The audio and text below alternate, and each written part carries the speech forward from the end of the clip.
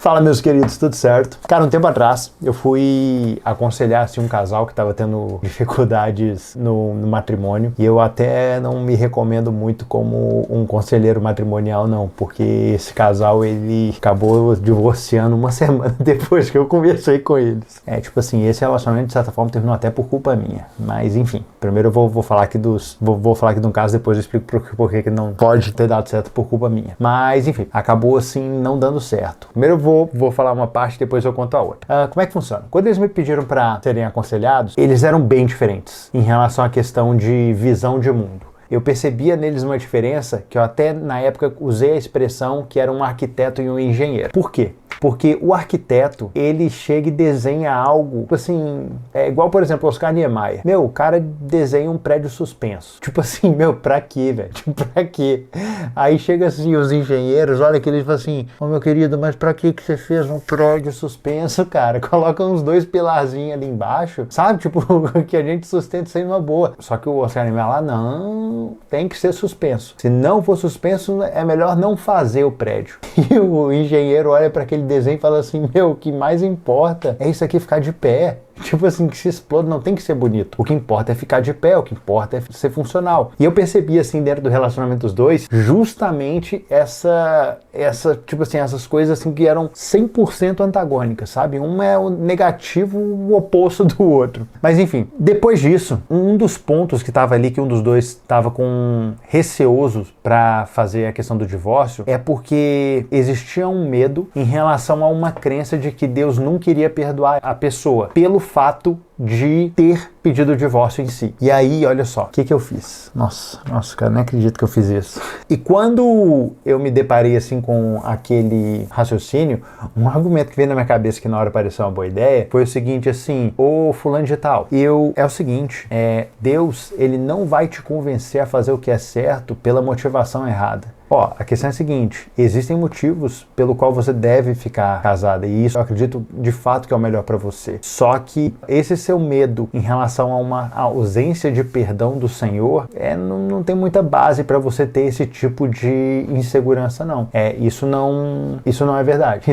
Nossa, eu até sinto vergonha um pouquinho de falar assim, de eu cheguei já falando isso, mas eu falei assim, não, isso Deus vai te perdoar. Não, o fator aqui relevante não é esse. Deus não te convence a fazer o que é certo pela motivação errada. Mas a minha falha nesse aconselhamento foi eu ter parado por aí, porque antes de eu tirar essa crença errada, equivocada em relação à percepção de Deus de um ato, eu tinha que ter primeiro colocado mais sementes em relação a uma motivação correta em relação a ficar casado, sabe? Porque existiam muitos pontos pelo qual esse casal assim poderiam permanecer casados. Eu poderia usar os motivos, o contexto da família em si, mas eu sei que as pessoas que me seguem acabam sendo muitas pessoas são amigas minhas e podem acabar reconhecendo quem que era esse casal. Mas enfim, o que eu percebo é que foi uma falha gigantesca minha, porque eu até imaginei como é que eu vou mostrar pra vocês? Como se fosse um pêndulo, tá? Então aqui tá o pêndulo, e a questão é a seguinte, se você tensiona o pêndulo para um lado, quando você solta esse pêndulo, ele vai para um lado e vai para o outro. E ele vai praticamente o mesmo tamanho que ele tá para cá, ele vai aqui pro outro lado. Só que qual que é o problema do pêndulo? Quanto mais você tensiona ele para um lado, quando você soltar ele, com mais força ele vai pro outro. O que eu percebo que eu fiz?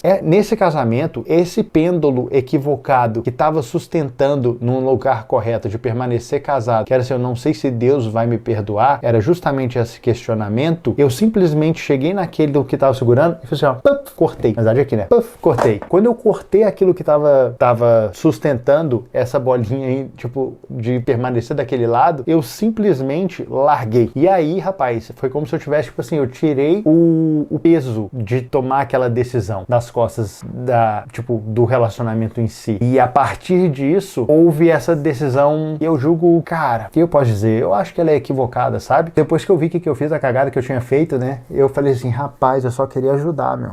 A intenção era ajudar, Deus. Sabe como é que é, né? Eu queria ajudar esse casal, não queria facilitar, assim, pra que isso acontecesse, não. Então, tipo assim, eu percebo que em momento algum eu me coloquei ali como um pastor, como alguma pessoa. Eu simplesmente era um amigo que estava ali querendo ajudar. Extremamente bem intencionado, muito mal capacitado, muito mal orientado para estar ali orientando ali os dois a permanecerem juntos. Sei que depois disso eu continuei assim com um dos dois, tentando ali dar força para ver outras formas de, sei lá, de reconciliar, de retomar assim um relacionamento, e acabou não dando certo. Mas o que eu considero que isso é relevante para a sua história, para esse contexto? Existem muitos relacionamentos que a gente tem na nossa vida que é literalmente o relacionamento do arquiteto com o engenheiro. E a questão é a seguinte, a gente tem que aprender a valorizar o ponto de vista do outro. O arquiteto tem que aprender muitas vezes a ver a limitação do engenheiro. Tipo assim, cara, você está complicando demais o cálculo para mim. Você está complicando demais o cálculo para mim, e dentro disso aqui eu estou tendo dificuldade de manter as coisas de pé. Por quê? Porque você está desenhando algo que é muito difícil de eu conseguir te suprir. Agora, já em contrapartida também, existe aquele que é um engenheiro e não pode nada. Qualquer coisinha que sai que não... Ah, não, isso aí não é necessário para que fique de pé. Sabe, tipo assim, não pode deixar nada belo. É simplesmente aqueles prédios horrorosos. Tipo assim, vai durar 1000 anos de pé. Pode passar 3 terremotos, furacão Katrina no meio. Não vai mexer um vidro, não vai ter um vidro quebrado. Mas é feio. É feio pra caramba, é feio pra desgraça, sabe? O cara cria assim uma cidade inteira indestrutível, mas, cara, não tem beleza alguma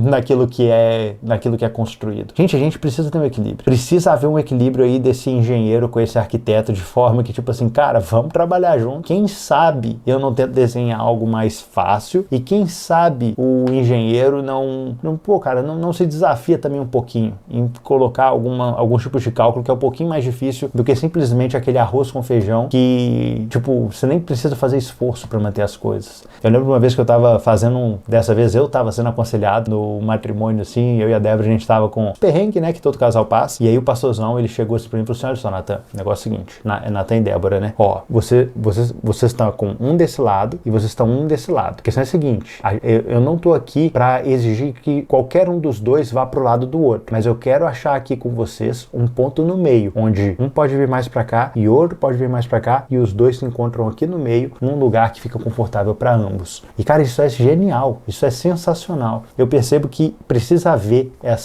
a gente tem que abrir mão daquilo que a gente tem, das nossas vontades, daquilo que é fácil pra gente, pra, de alguma forma, alcançar aquilo que, não sei, essa capacidade de viver bem em comunhão, sabe? E em relação à parte do conselho que eu dei, cara, eu acho que isso aí dá um vídeo só disso, porque eu dando uma orientação que era, de certa forma, até correta, eu estava certo no meu conselho, mas mesmo dando um conselho certo, eu conduzi a pessoa para o caminho errado. Cara, isso aí vai ser tema de um vídeo no futuro, porque é um tema extremamente complexo. Mas, enfim, eu falo com vocês no próximo vídeo, vou pensar um pouquinho mais, e é isso. No final das contas, se você é casado, tá vendo esse vídeo, cara, encontre esse denominador comum aí no meio. E deixa eu te falar uma coisa, esteja disposto a ser aquele que mais cede. É tipo assim, se você quer ter algum título, não seja aquele que tem mais as coisas da forma que você quer. Não, lute para ser aquele que mais abre mão, mas não com o intuito de poder jogar na cara do outro, falando assim, eu sou melhor do que você, porque eu abro mão mais do que você. Aquela coisa idiota. Mas tipo assim, cara, diante de Deus, para chegar e falar assim, Deus, eu tenho aberto mão mais do que o meu cônjuge. Eu prezo mais pelo meu relacionamento do que você. Pô, que disputa boa. Quem sabe no relacionamento não